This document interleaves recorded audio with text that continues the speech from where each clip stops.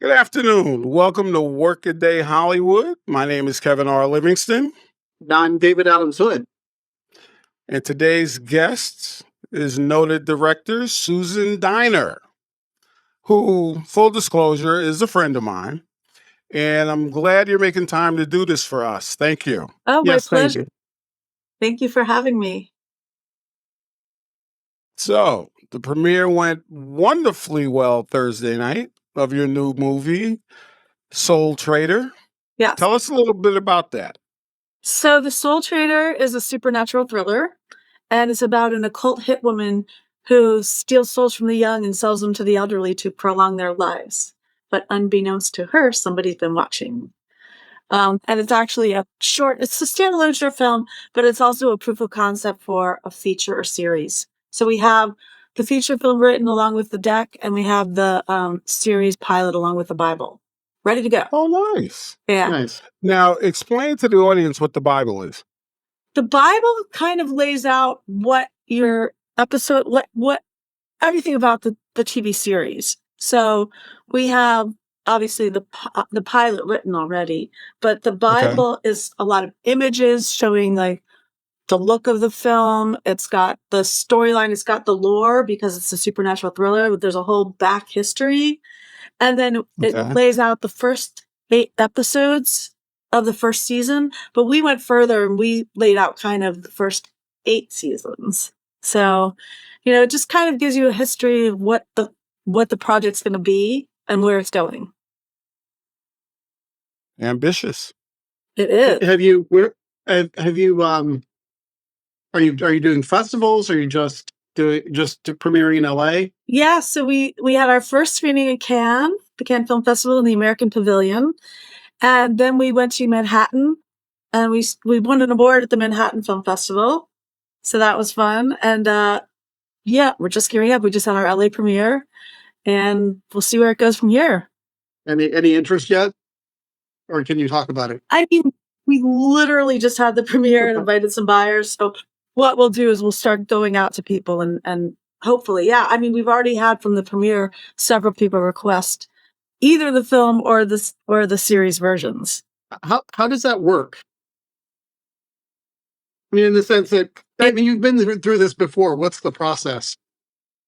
I actually haven't done a proof of concept before. I've just made feature films. Okay. So the process is me just going to all the people that I've met over the years. I have I keep, my contacts of like 400 people that I have relationships with over the many, many years that I've been in this industry. So I just start going to them and seeing if they want to read this, the feature of the series. Out of Manhattan, we've got interest from a financier, and out of Cannes, we've got interest from 4 different people. So we'll see what happens down the line. And then, as I said, after the premiere, we had several requests, and we haven't even scratched the surface. A lot of people that couldn't make it to the premiere requested links. And so, yeah, so we'll send that to them, probably starting Monday. So, a question. If you don't have a studio film, this is how you have to go out and get financing for like an independent? Yes, this is how I've always done it. Although I come from the studio world, I broke off and my first film was an independent, which was Brick. The film Gordon Levitt, that Ryan Johnson's directorial debut. Ryan, who did Glass Onion, Knives Out. Right. So with Ryan's film, for example, we found private equity financing. Same with all of my films, is we've just done private equity. In this case, I feel like this project's much more commercial than anything I've done. So yeah, we will go to studios with this as well. Like I have relationships at the studio level, but I just have commercial enough that I personally wanted to do. And also it's hard, they have to, I've been vetted as a director, so hopefully that will help. I'm a Sundance Stories of Change directing fellow. I'm a Student TV directing fellow. I'm a film independent fellow, producing fellow. I'm a Black Magic Collective Studio directing fellow. So I've done a lot of fellowships. I've been vetted. Right. So that way they're more likely to take me on. And that's also why we did the short proof of concept, so they can see what the look and the tone of the film will be with me directing. Cool. Right. With you directing, and that's important. Exactly. So Got now, it. as a little person, what did you want to grow up and be? Because you're from DC, and I was Right. born in DC, so we share that. But Yes. I mean, as a little kid, I wanted to be a baseball player. Now, as a little kid, did you want to be a film director? Well, it's so funny you asked that. I just saw the Rolling Stones, right? And I Mhm. remember my grandmother and my father interviewing me, and they said, if you could have one wish, what would it be? And I said, to follow the Rolling Stones around the world. And then my dad's like, no, if it didn't involve the Rolling Stones, what would it be? And I said, to follow David Bowie around the world. And he's like, okay, Susan, Yeah. what if it did involve any musicians? And I said, I would like $1 million. And my grandma says, what would you do with that? And I said, follow the Rolling Stones around the world. So that's what I wanted to do when I was little. Then I became a professional band photographer at the age of 15, but I always knew I wanted to make movies. I saw The Little Prince when I was a really young kid, and it just gave me all the feels. And I wanted to make other people feel that way, the way that it made me feel. And I didn't know how to get there. There was no path that I knew of to get there. But Really? my grandfather Okay. gave me a camera when I was 13, started taking photos. And when I was taking photography class, my teacher said, photograph what you love. And I loved punk rock. So I Mhm. started shooting gigs. I started shooting bands at like 14. And then at 15, it started blowing up, and I became a professional band photographer, kind of like almost famous. And I would tour. My parents would let me tour if it wasn't a school night. And Um, your parents were cool with that, huh? I was a good kid. Wow. As long as I got good grades and I wasn't getting into trouble, and I was honest about where I was going, which I wasn't always. You know, sometimes I would spend the night at a friend's house on a school night and actually be taking photos of a gig, but they found out. But yeah, so yeah, Did you get to take pictures of the Rolling Stones after all, or David Bowie? no, I met David No. Bowie twice. I've never met any of the Rolling Stones, but I saw them on Wednesday night, and I was so close that I could have thrown a beer can and hit them. So that was like, I'm done. That was amazing. It was like in Wow. hog heaven Wednesday night. I was, Yeah. but I think Kevin and I were talking about that maybe a week ago, that they were coming into LA. yeah, I mean, I've seen them every tour since I was 14. But I did get to take photos for a lot of other bands that I loved, like Second Verse, Mhm. Squeeze, The English Beat, The Jam, UB40, Modern English. Yeah, bunch. Squeeze. So Modern English, I think you were going to tell us about that. Oh, funny story about Modern English. So, I'm a kid. I'm 15, 16 at the time. And the tour manager for Modern English, he had toured with another band that I had previously shot. And he calls me and he's like, hey, I don't know if you heard this band song, I Melt With You was #1 on the radio. And I said, yeah, I know who Modern English is. And he's like, would you like to shoot them when we're in DC? And I said, yeah. He goes, okay, great. I'll call you when we have the exact dates. So he calls me, but I'm in school. And my mom answers. Mhm. And my mom says, oh, why don't you come to our house for a barbecue? And they say, okay. So this tour bus with this band that's got the #1 song on the radio pulls up in my little neighborhood of Potomac, Maryland, and they unload and come out to my backyard, and my dad's flipping burgers, and my sister's trying on Nell's leather jacket and running around. My brother's trying to be really cool. My sister's teaching them how to catch fireflies, and Really? it was I was mortified because I didn't want them to know that I had parents, let alone meet them. Right. At that age, you're like, oh no, this is the most embarrassing thing ever. Years later, they told me it's their favorite memory of touring in Oh, America Yeah. nice. because it was very American, you know? Yeah. So let me ask you this. As a woman director and a woman in film, is the road still hard Very hard. or is it getting easier? No.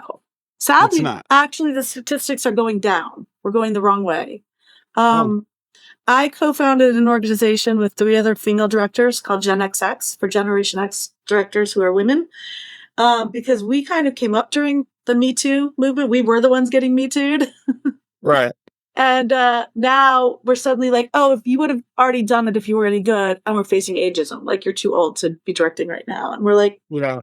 no, this is like Clint Eastwood and Scorsese are old and they're still directing. We've got another 40, 50 years. So no. And we have the experience, we have the life experience, you know? So we are advocating for that group of women directors. And it's been great. We've been meeting with all the studios and networks, Gina Davis Institute. We've met with the Hollywood Commission, the DGA. Film Independent is our fiscal sponsor. So we're trying to just get the word out there that we are here. And there's like a large group of very qualified women whose work I've seen, who are vetted, who've been doing it for all these years on our own. And I would love to do it at a higher level, studio level.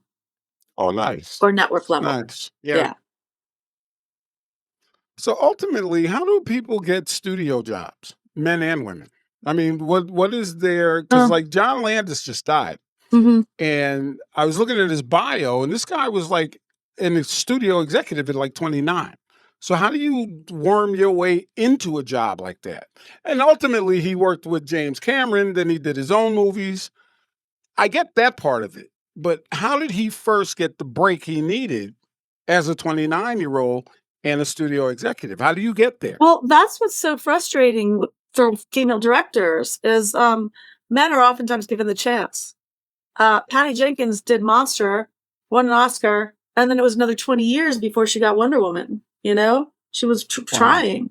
And all these prolific female directors that they directed in the 80s, and then they don't get anything for another, 10, 20, 30 years. So it's sexism. I mean, it just is. It's harder for women to get those gigs. And even a lot of the women winning awards at the film festivals with their shorts aren't getting a chance to do a feature. So it's just, you just got to keep at it. You have to be passionate about it. I went backwards. I started in the studio world. I started working for Richard Donner, who directed Superman, The Omen, The Toy, Lady Hawk, Inside Moves, and all weapons. And then became a development exec, worked for Wolfgang Peterson, who did In Line of Fire, Air Force One, Outbreak, Troy, Perfect Storm. And then became a VP for Charlie Sheen and Cassavetes' company. I also worked for Denise DeNovi, who was Tim Burton's producing partner. And I decided to go off on my own and produce Brick. So I went from the studio world to the indie world. Now I'm trying to get back to the studio. But even with your resume, working with these great people who are noted and acclaimed, you still can't crack. I mean, hopefully soon. Because I'm sure there are things you took from each stop. You know what I mean? Yeah. And I've been, you're talking to Richard Donner every day at some point in your life, and you still can't crack the wall. Yeah. Back then, in that day, I wrote the script kind of loosely as a father-son relationship story set in the rock and roll world, loosely based on some of what I experienced touring with some of these bands that were selling out stadiums at that time. And we'll come over to your house and eat hamburgers. And eat burgers in the backyard. But yeah, so I had 4 companies that wanted the script, but they did not want me to direct. In retrospect, I kind of understood that because I was like 22. So it was a baby. Mm-hmm. But I kept the script and now I wanted to make it again. It's a period piece anyway. So it doesn't matter when we make it. It still works. It holds up today. But yeah, I mean, I have made a bunch of movies. So it's not like I'm just sitting around all these years doing nothing. After producing Brick, I've produced several other movies. Directing and producing. So, you just have to get lucky. You just have to get the one where somebody's like, oh, okay, I see you would be great for this. And that's what we're trying to do with The Soul Trader. It's my most commercial project, I think, to date. It's a supernatural thriller. So people love that. It's kind of like if you did the series version, it's kind of True Blood meets Dexter meets Supernatural, or like the feature version has kind of got elements of James Bond or John Wick in there. So it's very big in scope. I hear a lot of kind of debate about the sort of relativity of doing a feature film versus a limited series. What do you think about that? Well, this would not be a limited series. We have the first 8 seasons already like beat out. Okay. Yeah. So this, and if we do this as a feature, it's got sequel potential. There's a cliffhanger Got ending. it. So we would hopefully go to the sequel for this. I mean, it could be really big in scope. I don't care which we do. I just want to be involved. Right. You know, I want to get direct. I want to be a producer on the feature or an exec producer on the series, and the showrunner, co-showrunner on the series. Yeah. So whichever way the wind blows it, Sure. I'd be thrilled. Nice. Nice. My question, right? And we'll wrap it up with you. In 20 years, do you think 300 strangers will be sitting in a dark room looking at a 60-foot screen enjoying a film at a theater I hope 20 years so. from now? I hope so. I mean, it's a you know, it's an experience when you're watching a movie in a theater on a big screen with a bunch of strangers. You're all laughing together, or you're all crying together. You hear people sniffling around you, you know? And I honestly don't know, because I don't think kids consume media the same way that we did. And they are content watching on their little screens and watching bite-sized entertainment. I don't know that they have attention spans now to watch a full feature. I have no Yeah. idea. You know, Interesting. but people have always said, oh, now that we have, you know, VCRs, nobody's going to go to a Right. theater anymore. Oh, now that we have DVDs, nobody's going to go to a theater anymore. Now that we've got streaming, but everybody still goes. So I hope so. I will say that around here, it seems like everybody went and saw, was it Inside Out 2, or the you know, there are some films that break through Barbie, that seems like everybody is still willing to go, wants to go see. Yeah, you had the Barbie and Oppenheimer thing, and Mhm. now coming up, we're going to have the Gladiator and Wicked thing. I think, Yeah. you know, I still love going to a movie theater. I love it. My last question is, tell me a dumb celebrity story, just a silly. Oh my God. So many. I know, right? We all meet Um, somebody in Hollywood. oh, boy. I work with them all. Yeah. That's my job. So I don't know. I don't want to get myself in trouble here. It does not that they're dumb, just like a silly, you know, like I cut William Shatner off one time, and I turned around and I was like, oh, that was William Shatner. I don't know, just a silly story.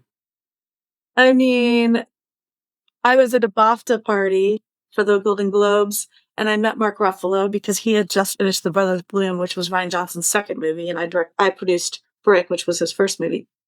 And I've seen him several times since, and I think it's the hair. But every time he sees me, he's so sweet. He comes over and gives me a giant hug, like we're best friends. And I'm like, oh, he's genuinely the nicest person. Then, like, just off that one conversation we had for like 45 minutes years ago, every time he sees me, he's like, Wow. I just saw him at the Mhm. DGA Awards, and he like opens his arms and runs up and gives me a big hug. And I'm like, That's what funny. a nice guy. Yeah, He seems like a cool Um, cat. Yeah. He's very, that's very it. sweet. Very nice. Thank you. Yeah. Well, Susan, thank you for doing this. Thank you. Thanks for having me, Kev. No And worries. David. Thank you. All right. Okay, ladies and gentlemen, Susan Dyner. Wow, Kevin, that was a lot of fun. That was a really good guest. Thank you. Susan was great. Susan is a well-rounded person. You know, plus she's got the hair, right? I love the blonde red hair. For years, I never saw the red in her hair, Really. ever. Yeah. So, what's on your mind this week? Well, you know, my next door neighbor, I had this conversation with him the other day about chickens, because we both have chickens, and he had this whole thing he was talking about getting back to you know, being sustainably farmed, or I don't know, like subsistence farming, basically. Like he's got to come back to the farm and have all of his vegetables and everything grown right there. And he's got this little tiny postage stamp lawn. I mean, it's not a big yard, and I keep thinking about how difficult it is. to, I mean, it's nice to talk about, farming your own food when you can go to the grocery store when it doesn't work out. Yeah, you're staring at me. Well, how many people, in all honesty now, my grandfather used to have a garden. We never ate anything out of it. I'm sure it was sustainable. We Yeah. didn't care. It was behind the house. It was like land nobody did anything with. So, they went back there, they dug it all up, and he would plant peas and collard greens and all this other shit. We didn't eat it. Yeah, my dad did the same thing. We had a cornfield, a little suburb, our suburban house, a little cornfield back there, and peas and carrots and things like that, tomatoes. We'd sometimes eat them, but it certainly wasn't enough to sustain a family. Well, I don't understand the whole thing with sustainable farming because I hear these moink ads all the time, right, about meat and how, the cows graze in the grass and the chickens walk around free. It's a food source. Right? It's marketing. It's and everybody's talking about how, I mean, it's a nice thing, nice idea to get rid of factory farming and all that kind of stuff, but it doesn't make any sense with 8 billion people on the planet. There's a reason why China stopped doing subsistence farming and went to cities, because they were poor before that. Okay. But I mean, for an example, Yeah. An organic chicken that ate grass or feed or whatever they give them, walked around free, cage-free chicken, $13 a pound, 6-pound chicken. Right. The regular chicken lives in an apartment all crunched up, right? Neighbors on top, on the bottom, next to him, 39 cents a pound. That's right. The bigger chicken's going with me. Well, plain and simple. The bigger chicken's going with me, and I'll pay $8 less. I think, I can see there's some argument for not having them in apartments where they're prone to a lot of diseases that, just like when you put humans in tight cities, you get more disease. So the chickens are more likely to have some kind of a disease, but we also have ways of, I guess, I don't know, it's not pasteurization, making sure that salmonella isn't going with the chicken that you buy. Yeah, but they shoot them in the ass, don't they? I don't They know. give them antibiotics, don't they? Yes. And those go into your body as well. You eat but if I step on a nail, they give me penicillin, huh? Uh-huh. Well, yeah. So I recognize the issue, but we're just doing our due diligence. It's not 1865 where you got to go find a chicken, cut its head off, cook it on a fire that you started with flint and maybe some dried brush or whatever. Right. Out on the range. You don't have to do that anymore. All you got to do is go to Ralph's. In my case, right? My mother was telling me about when she was a kid. She just told me this the other day when we lost all our chickens, that when she was a kid, they lived in a little town in Stibnite, Idaho, where they were only accessible by road half the year. Her dad was a mining engineer, and you didn't have refrigerated trucks or even a refrigerator in the house. So they would get a box of live chickens and have to cut their heads off and process the chicken, because that was the only way to get fresh meat in 1955, where they were. There you go. There you go. Chop their heads off. Did anybody complain? Was anybody bitching about it? No. No, they had a lot of fun chasing the headless chickens around the yard. Yeah, my father used to tell me them stories. They would ring them, ring their necks or whatever. Yeah. Let them roll around the yard and all that. No. I mean, I know people who get upset if you put a lobster in boiling water. I mean, come on, man. I do too. Unbelievable. My issue this week is tipping. Yeah. How much? Well, the standard used to be 15%. Then it went to 18%. Here in LA, it's now 20%. And in different places, they already add the tip to the bill. Now, that portion I don't think is fair because you may get a server who's just not that good. Yeah. And they're being rewarded for substandard service. I thought it was always 20% was a good tip. 15 was you're not doing that great. Really? Yeah, but 15 used to be the minimum. You go on a joint, you tip at least 15%. Yeah, if they're not great, not great. Well, 20 I is mean, if I they're think great. That's the scale right there. I get it, but I think the gratitude is if you give somebody 20%, you had a really good meal, a really good time with them, you interacted, blah, blah, blah. Yeah. They put forth the work. Yeah.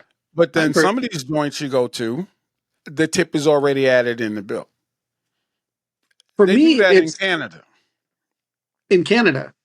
The tip is already added in the bill. A lot of places, a lot of countries, they don't do tips because they don't actually.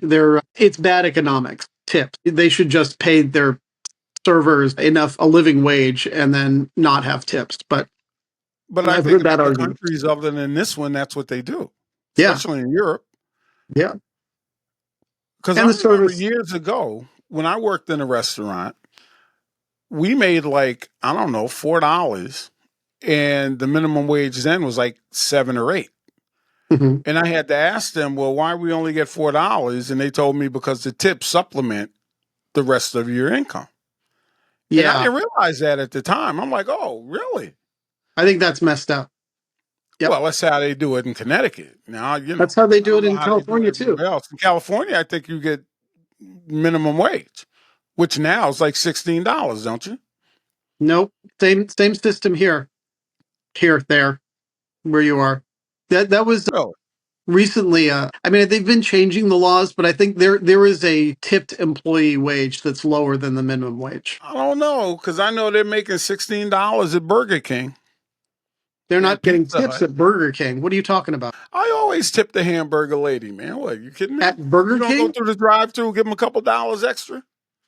Well, that's not standard. And that's the other thing about tipping is knowing What? where you tip and where you don't tip. I've sometimes when it's not food service, I'm never sure whether I'm supposed to tip somebody or how much. You know, Well, if you go get coffee, you tip those people, right? but Because I I know don't do a percentage. I just tip whatever, I'll throw in $1 or whatever, but I don't usually calculate a percentage when I throw money in the little jar. What about right, you? but if a coffee is $3, then you'll tip them a buck or two, right? So the Yeah. total price of what you bought is 5 something. Well, if it's $3, then the 20% is 60 cents. Right, but you put $1 or two in there. So Like at a coffee shop, probably, yeah. yeah, Oh yeah, it's a coffee shop, sure. you overtip. Me too. But I mean, like, I don't go to places like Olive Garden and Sizzler, okay? Because if you go to those places, you're required to tip too. But you serve yourself because it's a buffet. So do you go to those places, Ponderosa, Sizzler, Outback Steakhouse, and then don't leave a tip on the table? Well, you're tipping there. You're also tipping for the cleaning staff, for the people who are busting your table and stuff like that. So do you tip them out at 20%? I do, but I'm a particularly generous individual. Yes, you. I don't know. The whole tipping thing, right?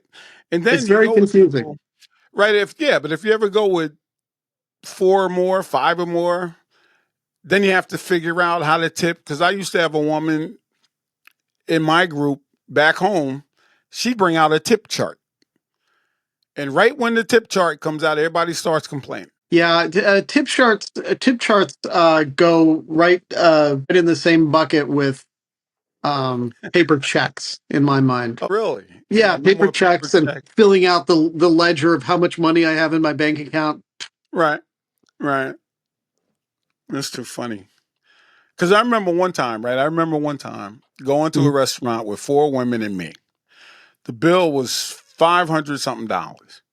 Okay. The food portion of the bill was maybe 150. So now for $350, nobody was drunk because it was $350 in alcohol. Nobody was Right. drunk. Okay. If you spend that amount of money, somebody in this group needs to be carried out. So if they're not carried out, then you either Mhm. take a chair, the table setting, a few plates. You need to take something with you because you spent $350 and everybody's walking out. Yeah, I don't understand that at all. I don't like getting drunk, so I enjoy a cocktail, but I I'm do not. simply saying you spend $350, somebody's drunk. I hope not, but I understand what you're saying. Well, clearly you don't because I mean, I wasn't drunk and none of these girls were drunk. Mm-hmm. but we had just dropped $500, Right. right? And then the bill comes to the table, and $350 of it's alcohol. So now my point is, how much do you tip on that and nobody's drunk? Some of that And had you're to have not been, taking the table, you're not taking the salt pepper shaker. Come on. You got to get bang for your buck here, right? Kevin, some of that had to have been cocktails. Like, they can't just be beer and wine, right? I'm drinking Crown 7. What And is I that? walked out of there like I walked in. Regular. What is Crown 7? Crown Royal, 7 Up. Crown Okay. and 7. Is that what kind of, I don't Scotch know, whiskey. whiskey? Okay. Whiskey and 7-Up. Yeah. It's not the chocolate syrup you drink. That is a White Russian, Yeah. and I do Chocolate. enjoy that with dinner. Sure you do. Uh, All right, man. well, this has been fun, Kev. I really enjoyed Susan. Let's wrap this up. This has been Workaday Hollywood, and I'm David Adams Hood. And I'm Kevin R. Livingston. Thank you. See you next week.